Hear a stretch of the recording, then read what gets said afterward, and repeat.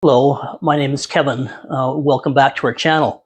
In the first part of this video, we explained how to deploy a sea anchor, which is basically a life-saving device. It's also referred to as a drift anchor, depending on who you speak to. It's a very valuable tool that points the bow of your boat into the waves.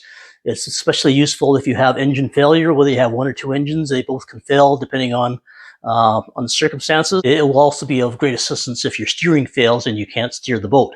Now, the idea behind this is why it's so important is that the boats tend to drift without engine power, whether it's a sailboat or a powerboat, in the direction of the waves. The waves are rolling. So if you have a high seas, a lot of waves, the waves will actually crash over the stern of your boat from the back of the boat, and they'll crash over and swamp your boat and quite easily sink it if you don't have enough bilge capacity. The other thing that I want to correct here from the first video is that I had indicated that I would provide a link as to where the sea anchor, or it's also known as a drift anchor, can be purchased. Unfortunately, the rules of YouTube prevent me from doing so. They have conditions where if a store or website sells some restricted products that they don't approve of, you can't provide a link to your viewers, and you can't even, unfortunately, mention the name of the store. However, for this particular sea anchor, it's made of excellent quality, very durable canvas, and it should last for years.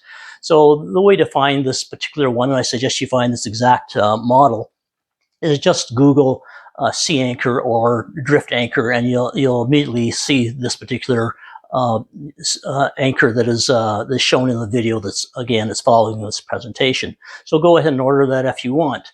Now, we are promoting a free sea anchor to one of our subscribers that will be sent. The subscriber will be picked at random, and it will be sent free of charge to you if you subscribe. And you also have to leave a comment in the comment section for this particular video or the previous one, so that I know that the subscriber is actually interested in this particular product. And again, we'll select somebody at random and send that to you later on this spring. In this case, it's not this particular product they don't approve of. It's the products, other products that this store might sell. Being an outdoor store, you might get an idea of what I'm referring to, but this product itself is not a restricted product according to YouTube. I just thought I'd clarify that. Thank you. What I want to show you now is this is the sea anchor that's stored away in a pack, and it's so it's very easy to keep handy. It's only about 2 feet long, about 1.5 feet wide. So it's very easy to store. It's if you are out in the ocean, any distance from land, then it's almost vital if you are operating a power boat that you need to be held into the waves to prevent swamping. So I'll unpackage that and I'll show you how it works in a minute. Thank you. This is the first time we've ever used the sea anchor, so this is more of a trial and error. And Meek, I don't think has even seen one before. So it's now laid out on the foredeck here, and as you can see, it's just basically a big sock. It's attached to a line here, and as soon as we get this untangled, I'll show you, it's just attached to a spare anchor line here. And what we're going to do is, Meek is just going to toss it over so that it fills with water. Just toss it over. Don't go over with it. Don't go over with it. I've got the other line here, so don't worry about it. Yeah, pass it over.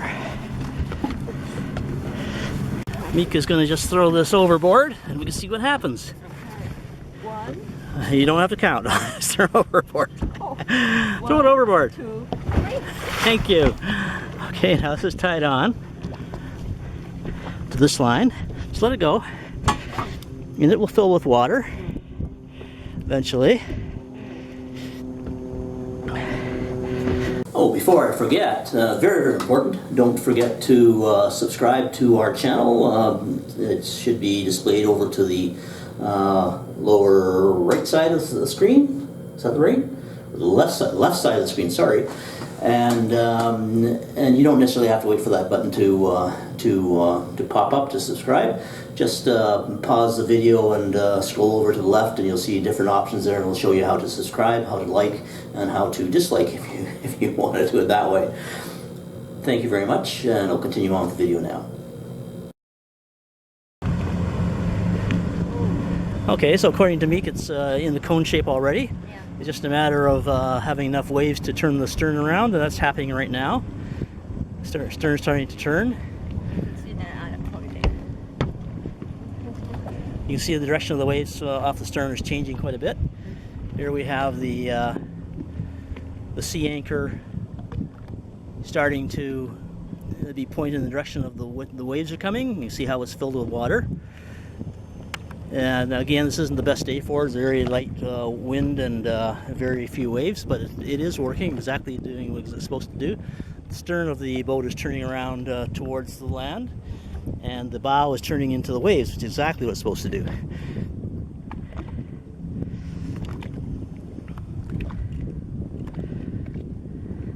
Now with more waves and this would happen a little sooner, but already the boat is turning around, so it's facing the waves. Again, it's a safety feature so that you aren't taking waves.